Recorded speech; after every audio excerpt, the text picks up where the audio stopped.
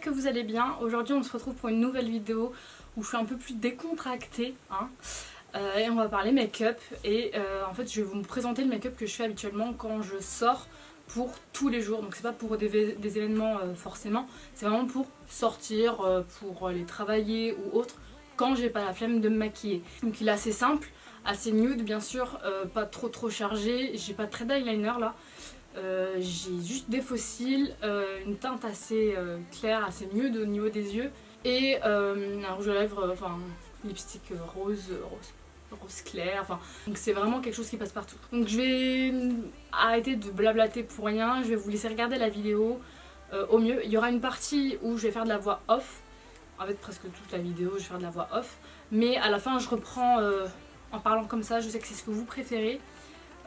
Sauf que j'ai pas tout le temps la possibilité de le faire, donc je fais au mieux, mais en tout cas j'espère que cette vidéo vous plaira, en tout cas, j'allais dire en tout cas encore, mais ouais, parce que je sais que j'ai posté une vidéo là il y a quelques jours et j'étais un peu coincée en fait dans la vidéo, j'étais un petit peu gênée, ça faisait longtemps que j'avais pas repris mes vidéos et c'était bizarre en fait de me reparler toute seule dans une pièce solo. Mais voilà, là c'est bon, j'y reprends et j'espère que ça vous plaira. Bah, je vous laisse regarder. Alors je viens appliquer tout d'abord mon fond de teint avec un pinceau. Je vais éviter d'insister autour de l'œil parce que je vais déjà mettre de l'anti-cerne, sinon ça fera trop paquet. Par contre je fais bien au niveau du cou pour éviter les démarcations. Ensuite je viens mettre de l'anti-cerne assez grossièrement et tapoter avec la Beauty Blender pour vraiment faire fondre la matière. Franchement la Beauty Blender c'est pour moi le must à avoir, en tout cas pour l'anti-cerne. Le fond de teint j'utilise une fois sur deux, mais l'anti-cerne tout le temps, c'est ce qui permet de ne pas avoir de traces. Et ça permet aussi de bien cacher les cernes. Ensuite, je viens mettre la poudre Laura Mercier sous l'œil grossièrement pour faire un effet un petit peu baking. Et avec le surplus de la poudre Laura Mercier, je vais faire tout le reste du visage pour éviter justement de faire des traces quand je mettrai le bronzer. En fait, moi, il m'est déjà arrivé de mettre du bronzer sans mettre de poudre, et comme le fond de teint c'est quelque chose de liquide, bah direct ça me fait une grosse trace. Et après pour estomper c'est un peu plus compliqué. Alors que là quand on met un petit peu de poudre, même légèrement, ça empêche justement d'avoir ces traces bizarres et que ça se fonde beaucoup mieux sur le visage. Ensuite je m'occupe de faire le contour de mon nez avec le même bronzer. Et j'hésite pas à estomper au mieux pour que ça se fonde vraiment et qu'on n'ait pas un effet vraiment de trait comme ça au niveau du nez. Je vais ensuite appliquer la Laura Mercier en fait sur la tige du nez pour que ça donne un peu plus de lumière et du blush. Et ensuite retracer avec ma Laura Mercier au niveau du bronzer, au niveau du creux des joues pour accentuer en fait cet effet ombre. Pour les sourcils, je vais d'abord brosser mes sourcils, les tracer, les rebrosser pour faire fondre la matière.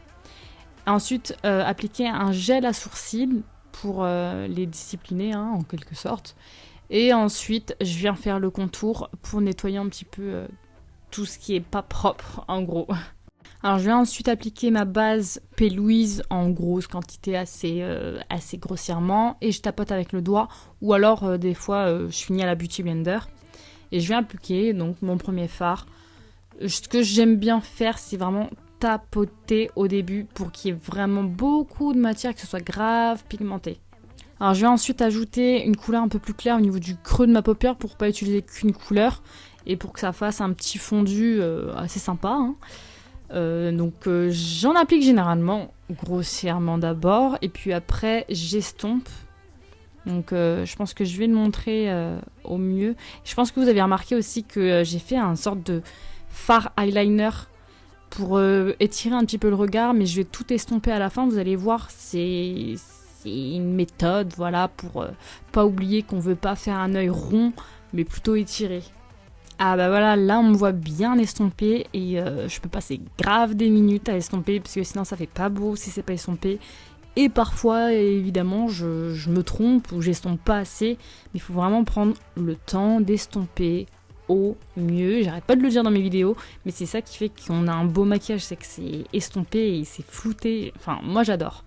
Donc là j'y vais, j'estompe tout. Alors là, je vais prendre la première couleur, donc c'est la plus foncée de ce make-up, et accentuer le creux de ma paupière. C'est hyper important, ça donne un charme au make-up, ça donne, je Je sais pas comment expliquer, mais ça donne de la sculpture. Je sais pas comment expliquer ce qu'il y a dans ma tête, mais je pense que vous avez compris.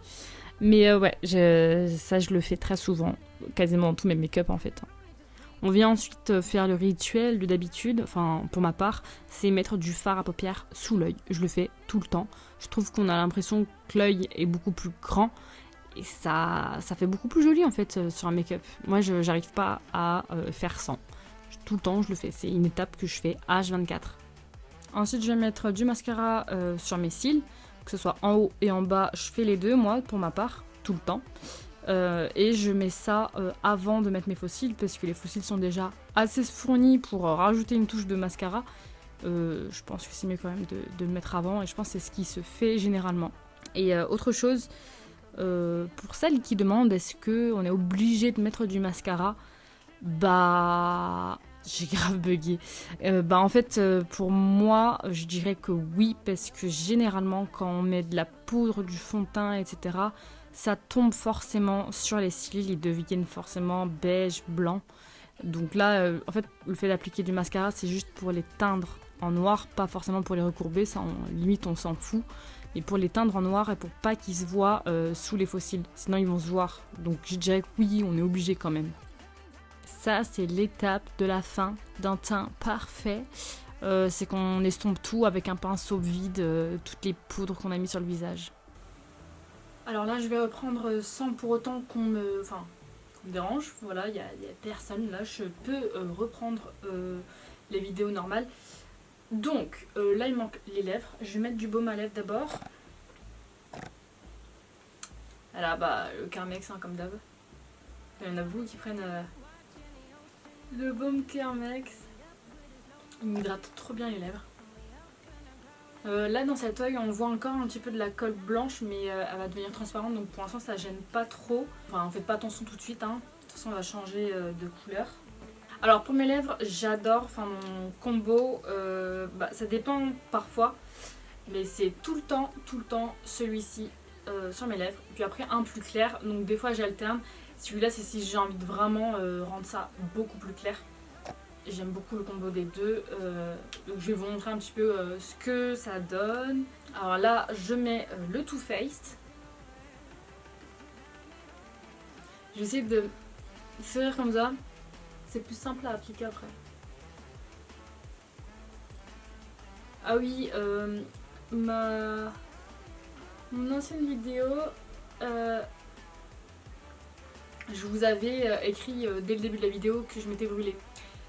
Bon là ça se voit presque plus. Je me suis brûlée au niveau du duvet quand j'ai voulu m'épiler. C'était avec de la cire froide mais je sais vous allez m'engueuler.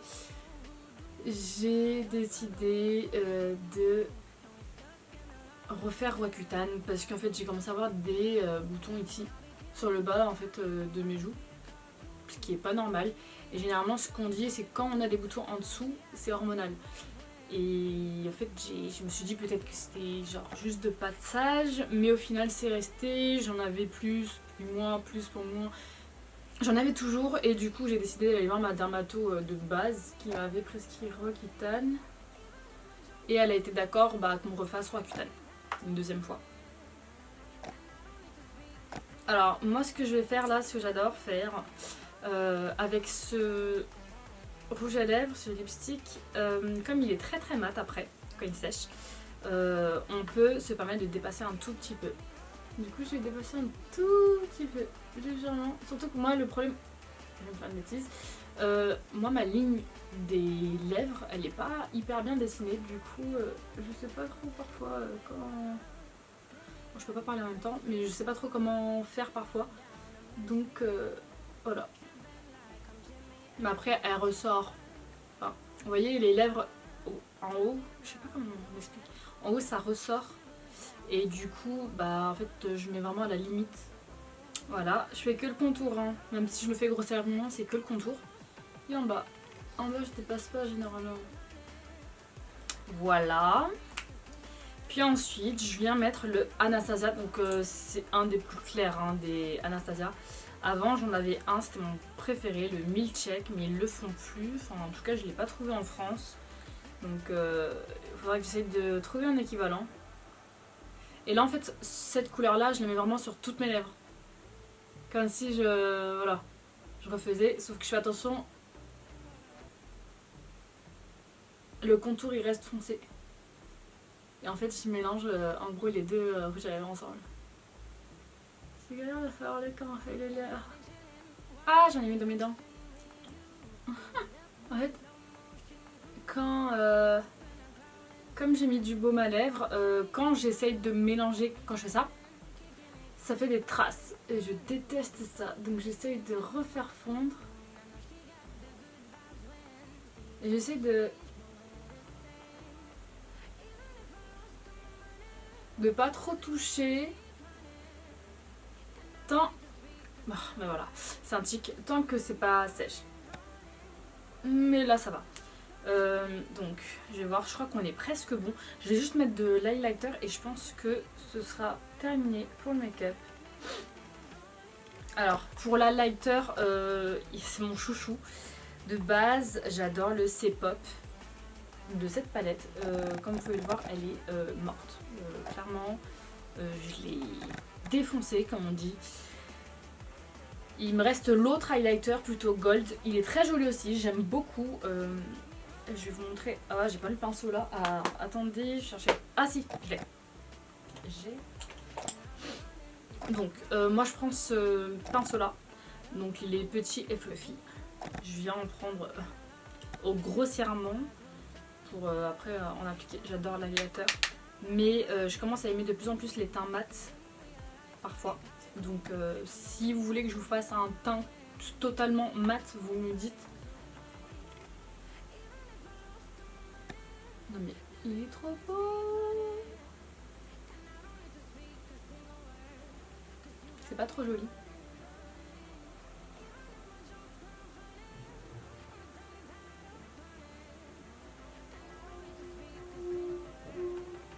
J'avoue, j'ai envie d'en mettre plus. Sur le nez. Et là, je vais essayer de prendre au doigt. Mon nez par contre il est pas très droit. Je vous avoue que c'est un jour j'ai les sous, je vais au moins enlever cette bosse.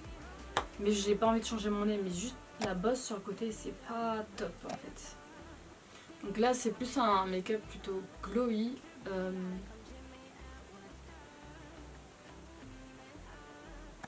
Et donc le highlighter, ce que j'aime bien faire également parfois, c'est en mettre ici. Et sur, en fait, sur le fond quoi. Pour faire un effet glow. Mais pas de fou malade non plus, hein, mais ça passe vraiment glow. J'adore en mettre là. Et surtout que le gold, il est trop trop beau. Voilà, voilà. Bon là j'ai pas la coupe adéquate. Je me suis mise de l'huile sur mes cheveux. Pour faire un bain d'huile et pour dormir avec. Et demain me laver les cheveux pour voilà, c'est de l'huile de coco hein, voilà. Donc je vérifie que j'ai bientôt fini, mais je pense que tout est bon. Ouais, voilà. Donc ça c'est un make-up que je peux faire vraiment dans n'importe quelle occasion pour aller travailler. C'est un peu mon make-up de tous les jours. Quand j'ai envie de me maquiller. Quand j'ai vraiment la flemme, forcément ce sera que du fond de teint, du blush, du bronzer et un tout petit peu de mascara, c'est tout. Et les sourcils, hein, bien sûr. Voilà. Voilà, voilà. Donc j'espère que la vidéo vous aura plu. Je suis contente d'avoir pu venir en vidéo parce que je préfère quand même parler, expliquer, montrer que faire des voix off. Et je sais que c'est ce que vous préférez généralement. Je vais essayer de faire ça au mieux, enfin plus de fois, c'est un petit peu compliqué parce que je suis pas toute seule dans cette maison, mais je vais faire de mon mieux. Je suis bloquée là, je sais pas pourquoi je regardais sans regarder, j'étais en train de rêver en même temps, de penser, bon, bref. Donc j'espère que la vidéo, je le redis, vous aura plu. N'hésitez pas donc à vous abonner, je vous mets juste ici ma chaîne. Et surtout, je sais que je vous l'ai déjà dit, mais à me suivre sur Insta. Parce que sur Instagram, c'est là où je suis tout le temps. Je vais vous répondre rapidement par rapport à YouTube. Malheureusement, je suis pas tout le temps sur YouTube. C'est pas mon activité principale pour le moment. J'aurais aimé que ce soit mon activité principale parce que j'adore YouTube. Mais c'est long, il faut du temps, etc. J'en ai pas forcément. Là, en temps de confinement, j'en ai, mais en temps normal, j'en ai pas.